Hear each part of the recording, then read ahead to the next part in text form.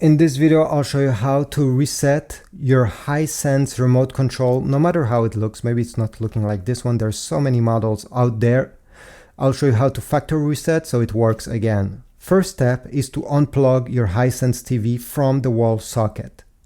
Once this is done, go ahead, turn your remote control around, remove the lid and remove the batteries from it.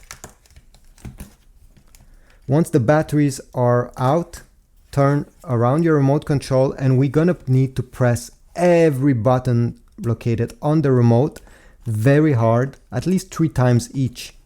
This way we're making sure that there's no button that is getting stuck, because if one of these buttons is stuck, the whole remote control may stop working altogether. So go ahead, press very hard every single button. It may take a while, may take 5 minutes, 10 minutes. Even these buttons needs to be pressed very hard. And once this is done, go ahead, plug back your Hisense TV into the wall socket.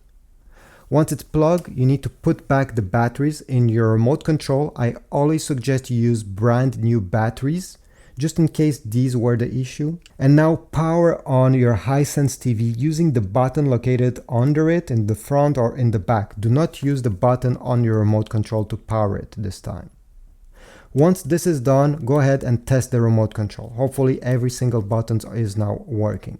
Now, a quick way, if this didn't work for you, to know if your remote control is actually sending any signal to your TV is to take your smartphone, open the camera app on your smartphone, point the remote control towards the lens of your phone, and press every single button once. I know it's hard to see in this video, but usually, let me just point it towards this camera. You see, there's a red light that appears. This is the infrared sensor. You cannot see this with your naked eye. You absolutely need to use a camera to detect it.